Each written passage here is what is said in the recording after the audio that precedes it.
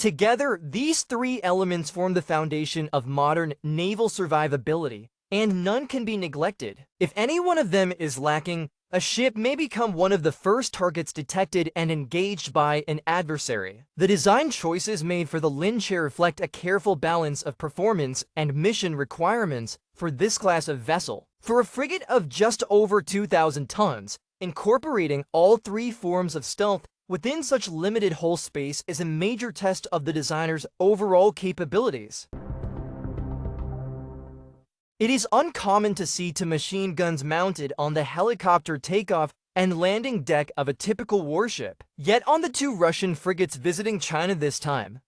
A notable feature is the presence of two machine guns positioned at the stern. What are these machine guns used for? In fact, they are detachable units. Under normal circumstances, if I'm not mistaken, they are likely 14.5mm heavy machine guns. What purpose do they serve? Looking at the ship from the stern, you'll notice it has no fixed weapons in that area. Many destroyers and frigates are equipped with fixed turrets or close-in weapon systems, such as the Type 730 gun. This ship does not have such a system at the rear. So why add these weapons now? The first reason is to eliminate rear-firing blind spots. Without these guns, the stern would remain a vulnerable angle with no coverage. Additionally, they can be used to counter low-altitude, slow-moving, small aircraft, as well as for anti-frogman and even anti-mine purposes. They can also be used against unmanned surface vessels. This reflects the Russian Navy's response to new operational environments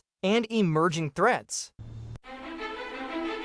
By installing detachable heavy machine guns on both sides of the flight deck, the ships effectively fill the close-range defensive gaps. In today's world, where drone threats are rapidly increasing, this configuration is especially significant. Drones are inexpensive and numerous, making them difficult to intercept solely with traditional air defense systems. Heavy machine guns, with their high rate of fire and quick reaction time, are well suited for engaging such low, slow, and small targets. In high-risk areas such as narrow waterways or near ports, heavy machine guns have become an important option for close-in defense. This lightweight, modular armament setup allows the already limited stern space to be used more efficiently.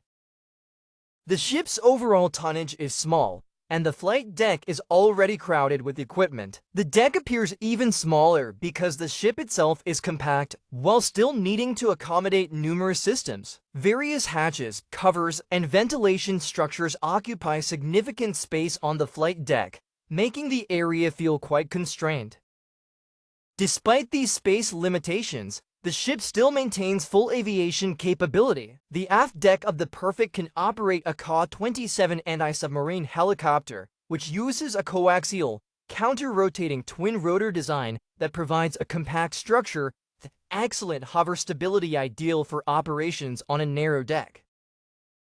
The helicopter's fuselage and rotor blades can be folded quickly for efficient storage inside the hangar. The coaxial, counter-rotating rotor design eliminates the need for a tail rotor. With two rotors stacked vertically and spinning in opposite directions, it saves deck length and removes the safety risks associated with tail rotor failures on single-rotor helicopters. In addition to the Ka-27 anti-submarine helicopter, the Perfect also carries another key piece of anti-submarine equipment beneath the stern. I am now standing behind the Perfect, at the stern of the ship. What did I find here? This small hatch that opens and closes, what is it for? It houses the towed array sonar used for anti-submarine operations. Sonar is the primary technology used by navies worldwide for underwater detection. It works by emitting sound waves and analyzing the echoes reflected by underwater objects to locate and identify targets. A towed array sonar is deployed behind the ship on a long specialized cable, with numerous precision transducers arranged along its length. Its advantage is that it compensates for the blind spot of the ship's stern sonar, especially against threats approaching from the rear. It also operates farther from the ship's own noise, enabling more accurate detection in complex underwater environments. When used together with the bow-mounted active sonar, it forms a complete anti-submarine detection system that integrates long-range and short-range sensing, as well as active and passive methods. This combination of active bow sonar and passive stern sonar gives the project 20,380 frigate anti-submarine detection capabilities comparable to those of much larger destroyers, despite its displacement of just over 2,000 tons. Such equipment was not particularly common on earlier Russian nor previously Soviet warships. Why do I say that? Let me give an example. Its predecessor, the well-known Project 956 destroyer known in NATO as the Sovremeny class, placed a twin 130mm gun at the stern, which consumed a significant amount of deck and internal space. With no room left for anti-submarine equipment, the ship could not operate independently in that role.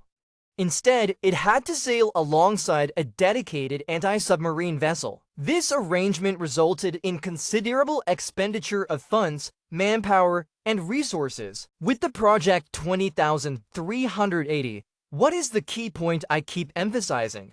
Despite its small size, it is fully equipped for multiple missions. The design improves upon the shortcomings and limitations of earlier generations. The stern now includes a helicopter hangar, and the internal layout provides enough space to accommodate the towed array sonar system. The bow houses the active sonar, while the stern carries the passive sonar. As a result, the ship is capable of air defense, anti-submarine warfare, anti-ship missions, and land attack operations covering all major combat roles.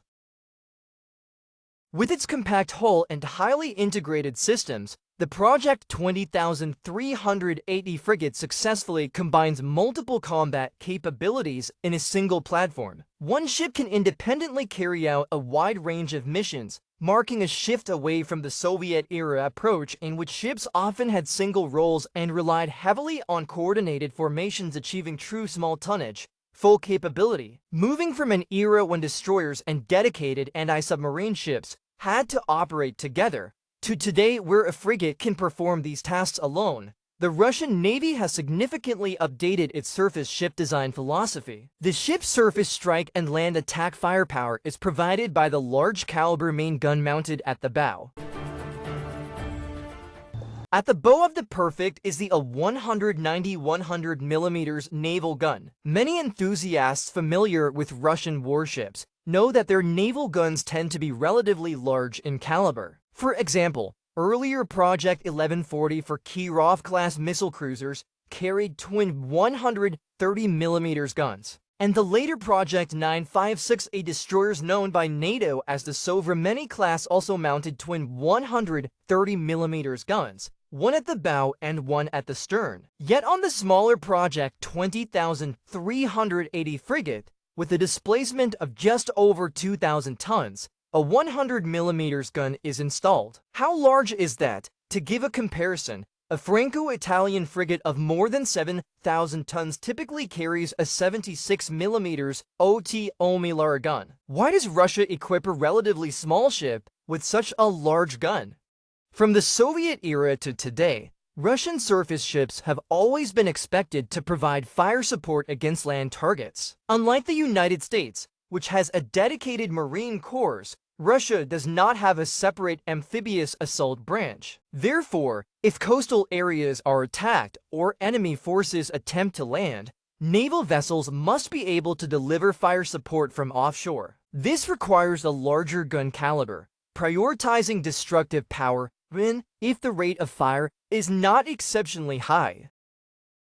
The 190-100mm gun on the Project 20,380 weighs only about 15 tons, is fully automatic, has a maximum firing rate of around 80 rounds per minute, and an effective range of roughly 20 kilometers. It supports surface engagements, land attack missions, and short-range air defense and anti-missile roles. Compared with the 76mm guns commonly used on Western ships of similar size, it delivers greater firepower and more sustained offensive capability. It exemplifies the Russian design philosophy of equipping small ships with strong firepower, giving this light frigate impressive surface strike potential. In critical situations, this main gun can pose a serious threat to small and medium-sized enemy vessels. I am now standing at the bow of the Russian frigate Perfect. When we look at Russian warships, whether in books, magazines, or online, we often notice a red, five-pointed star at the bow. What does it signify? This emblem has a long history, tracing back to ancient Rome. The red five-pointed star is associated with Mars, the Roman god of war. Mars is symbolized by a red sphere, and during the late 19th century in Tsarist Russia, this emblem began to appear on naval vessels. After the October Revolution in 1917, the Soviet Union continued using this symbol inherited from Tsarist Russia. At that time, the Soviet fleet was still relatively weak and was known as the Workers' and Peasants' Red Navy. By 1935, the emblem officially became the insignia of the Soviet Navy. After 1946, the Red Navy was reorganized into the Soviet Navy. Following the dissolution of the Soviet Union in 1991, Russia inherited most of the Soviet fleet, and the Red Star remained one of the few enduring symbols carried over from Soviet tradition. Thus, it represents both history and heritage. This red star spans for eras from ancient Rome to Tsarist Russia, the Soviet Union, and the Russian Federation, serving as a visual hallmark of the Russian Navy. After appreciating the two frigates, Zhao Yunpeng turned his attention to another essential member of the formation, the Pechenga. The reason the Cold and Perfect were able to travel across the ocean and complete their visit smoothly is closely tied to this reliable support vessel. Behind me is the medium-sized tanker Pechenga, one of the three ships visiting China. What is its role? It serves as a replenishment ship. However, from my perspective, it differs somewhat from the supply ships we typically see. Standard supply ships usually have extensive equipment for refueling and transferring dry goods, but such systems are not present here. It can only provide support to the two frigates under specific conditions. Another point of interest: this ship is the same age as it was commissioned in 1979. By global naval standards, this is well beyond the typical service life of such a vessel. Yet the ship remains operational and continues to accompany naval formations across the world's oceans, having visited China multiple times.